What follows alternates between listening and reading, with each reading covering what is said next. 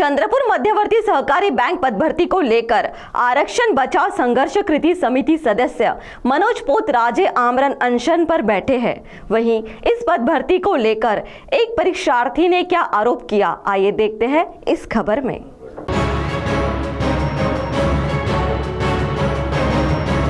चंद्रपुर मध्यवर्ती सहकारी बैंक की नीति के विरोध में आरक्षण बचाओ संघर्ष कृति समिति के सदस्य मनोज पोतराजे ने न्याय मिलने तक आमरण अनशन शुरू किया है और मनोज पोतराजे को लगातार विभिन्न क्षेत्रों से समर्थन मिल रहा है। इसी पार्श्वभूमि पर इस पद भर्ती के लिए एक छात्र ने यहां पहुंचकर आरोप करते हुए क्या आप बीती सुनाई, आप स्वयं सुने उन्हीं की जुबानी। दत्ता बाबूराव बोर्ड, राहणार मुंबई, तालुका पूर्णा, जिल्हा परभणी।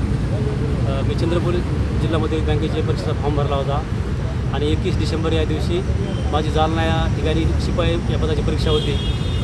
तर तांत्रिक कारण देऊन त्यांनी त्या दिवसाची परीक्षा रद्द केली आणि पुढील तारीख दिवस त्यांनी सांगितले आणि 22 डिसेंबर या दिवशी जालना त्याच सेंटर माझी लिपिक या पदाची परीक्षा होती। त्या दिवशी कॉलेजच्या मॅनेजमेंटनं परीक्षा घेण्यास नकार दिला, कारण आदल्या दिवशी मुलांनी तिथे कॉम्प्युटर तोडफोड केल्यामुळं।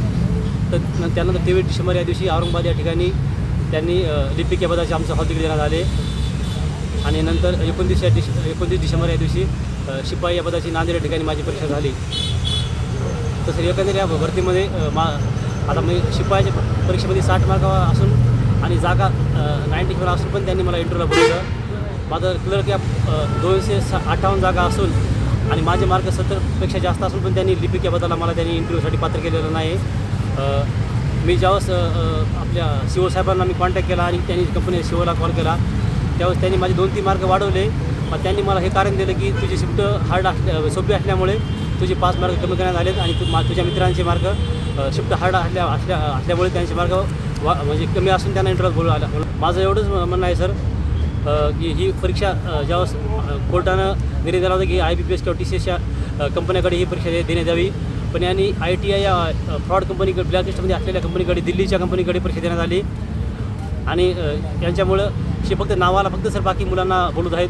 जसे की शिपाई पदाची 100 जागा आहेत, बाकी 200 मुलं फक्त नावाला इथे येत आहे सर इंटरव्ह्यूला आणि लिपिकचे 250 जागा आहेत। तर 750 मुलांपैकी 500 मुलं फक्त नावाला येत आहे सर। त्यांनी बाउंड्री फक्त पास केलेला आहे 60 मार्क आणि जे मुलांनी यांना पैसे दिलेले आहेत 20-25 लाख 30 लाख रुपये त्यांनी यांना 80 मार्क दिले सर।